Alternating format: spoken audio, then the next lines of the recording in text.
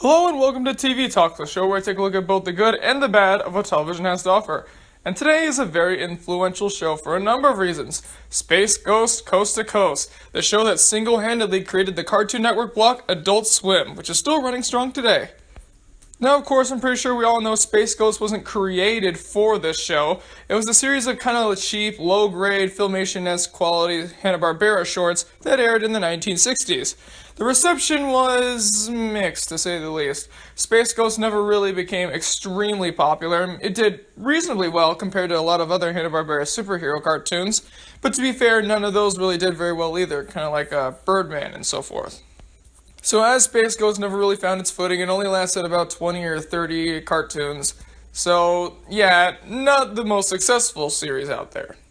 But in the 90s, Cartoon Network was looking into expanding into new programming, not just showing old cartoons like the Jetsons, Flintstones, Smurfs, and so on. The first one they created was The Moxie Show, which I would love to review if I could ever find an episode.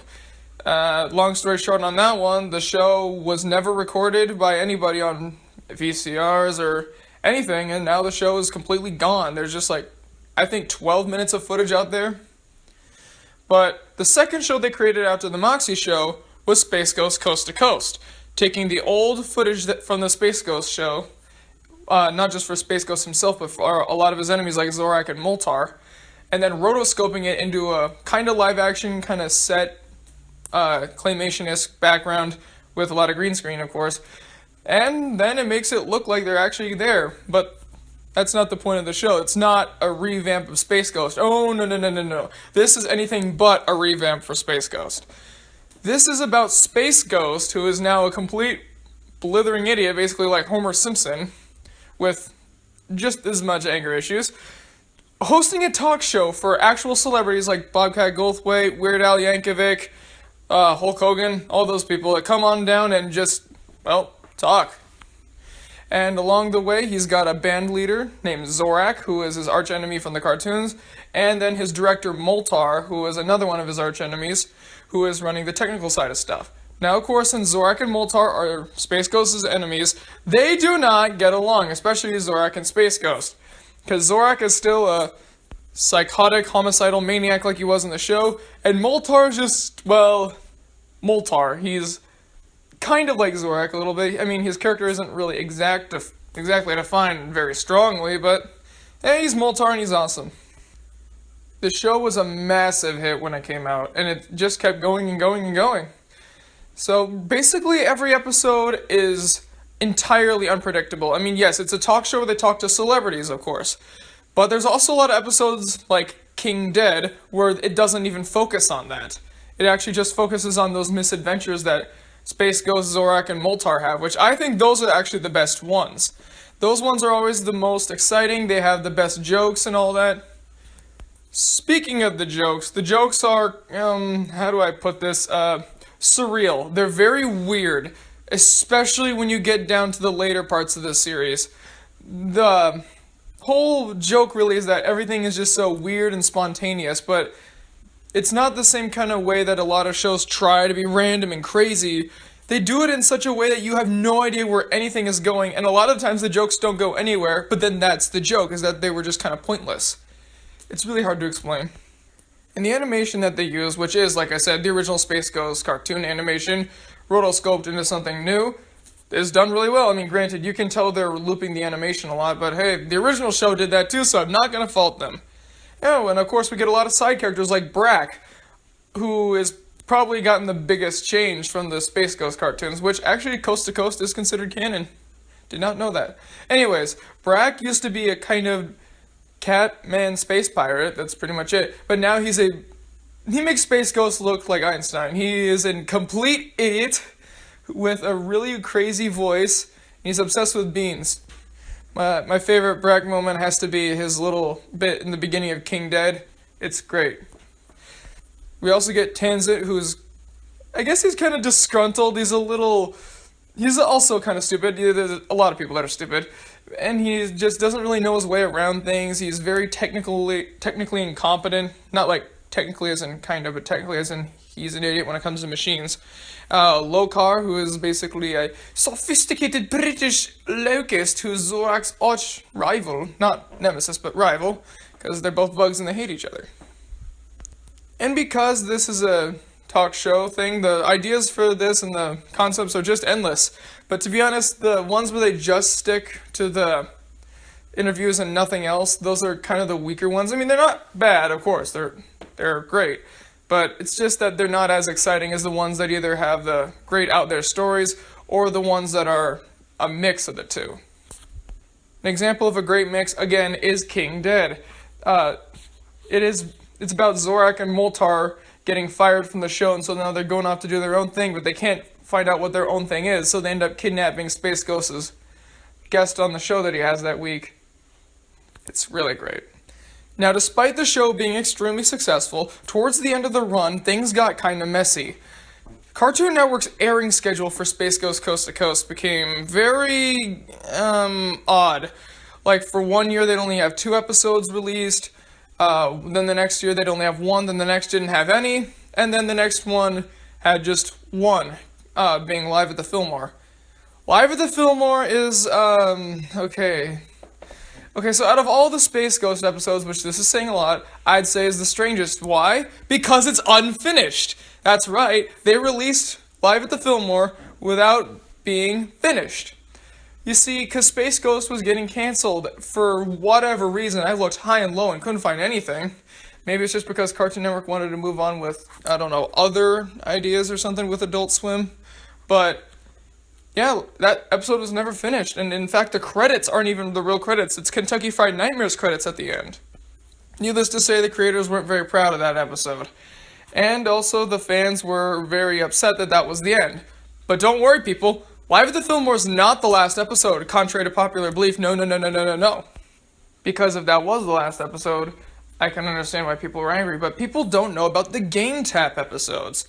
There was a service going around that Time Warner was trying to start, kind of, sort of like Netflix from what I can tell, called Game Tap. Game Tap actually revived Space Ghost for about 12 episodes, and then it got canceled again. But this time, unlike Live at the Fillmore, which just kind of left the story open-ended, this one actually has a conclusion called Bare Naked Ladies.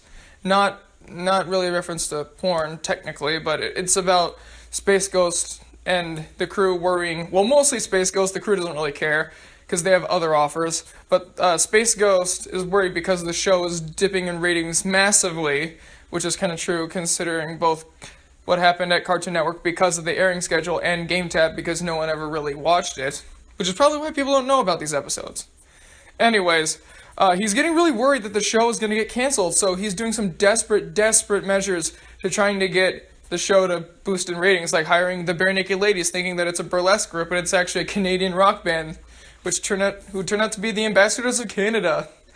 But like I said, Zorak and Moltar don't care, because Zorak has an offer from TBS to do a new show, and then Moltar has got an offer to direct a movie. So they don't really care. And then Space Ghost is trying to get them to care. He's going even further and further until he keeps insulting, I forgot her name, but it's this one actress. And then they end up getting sued because of that, and then the network, in order to avoid the lawsuit, cancels the show. So the show got canceled in the end, like in-universe. So Zorak gets to do his show, Moltar gets to go on to direct, and then Bare Naked Ladies agrees to help Space Ghost get a job over in Canada. So Space Ghost moves to Canada, and Zorak and Moltar go their separate ways, and then that's the end of the show, which, even though Space Ghost was never really, or Space Ghost Coast to Coast, I should say, was never really a show with, like, super, really deep continuity or anything, or even much of a story when you get down to it. It's actually a very nice finale. It actually wraps up everything perfectly. It's the exact finale you'd want to see out of Space Ghost Coast to Coast, because, like I said, all the stories come to a conclusion, all their characters get their own satisfying ending, Space Ghost gets what he deserves for technically being the villain of the show when you get down to it, but also because he's still good at heart, mostly, he still gets a good enough ending. And because Zorak and Moltar are the most popular, they of course get the best endings. So yeah, Bare Naked Ladies, despite being a very short episode, because it was only 6 episodes, I don't know if that's because all the Game Tap ones were extremely short, or none. I didn't really look at the running times, which I probably should have. Anyways, that's a much better finale than Live at the Fillmore was. But to be fair, I don't think the latter was supposed to be the Space Ghost Coast to Coast finale. And also, I can't mention Space Ghost Coast to Coast without mentioning its little brother show, Cartoon Planet. Cartoon Planet was what originally got me into Space Ghost Coast to Coast because I thought that was it. I didn't remember if I thought that was Space Ghost Coast to Coast or if I remembered that, or if I just thought it was like the one that came before it or something, but this is the kid-friendly spin-off of it, which, here's my thought on it. Okay, Brak is hilarious, but replacing Moltar with him might not have been the best idea because too much Brak can be a little bit of a problem. Also, the songs, like the music videos that they put in there, can be either decent to pretty bad. With the exception of the transition songs like the Mailbag Day song, Poet's Corner song, or Zorak's Horoscopes, or Zorak's Helpful Hints, those ones are actually like really good. The animation loops are a lot more obvious. The coloring is a lot more inconsistent, because it seems like they use the lesser quality animation for Cartoon Planet. But either way, with all these flaws aside, Cartoon Planet was actually pretty decent. I like Space Ghost Coast to Coast more, of course, because, it had a lot more effort going into it and a lot more time and budget, because Cartoon Planet was always just meant to be a side thing, kind of just to promote the show, which, either way, I thought it was decent. Not enough to go off on a whole review, so I might as well just stick it in here. So Cartoon Planet was decent, but Space Ghost Coast to Coast was really good, and I'd like to dedicate this review to C. Martin Crocker, the voice of Zorak, who died a few months ago in 2016. May God rest his soul, or may Tanzit rest his soul, I guess. So either way, Space Ghost Coast to Coast and Cartoon Planet get the Archibald seal of approval. Now, what ages would I recommend this to? Cartoon Planet you can watch at any age. Go right ahead. But Space Ghost Coast to Coast, I'd say if you're 13 or 14 or up. Yeah, I'd probably say like 13 or up. And if you know a lot about like celebrity culture and stuff, because that's mostly what the jokes are about, celebrity culture and non sequiturs. But just be careful, and if you don't understand it, don't come crying to me. Which I do think this was a little weird that Cartoon Network aired this originally for, I wouldn't say kids, but they aired it in their general primetime lineup before eventually making Adult Swim a thing. But hey, this is the thing that created it, so without this, we wouldn't have had great shows like... Okay, so I don't really watch Adult Swim very much, but I heard Aqua Teen Hunger Force was good. And hey, this is actually the show that spawned that, too. Because the characters from Aqua Teen Hunger Force, with the exception of the Fry character, because it turns out he was a lot different in the show, they originated on this show. Funny how that works, huh? Alright, people, so we'll see you next time when I talk about Pickle and Peanut. Yay!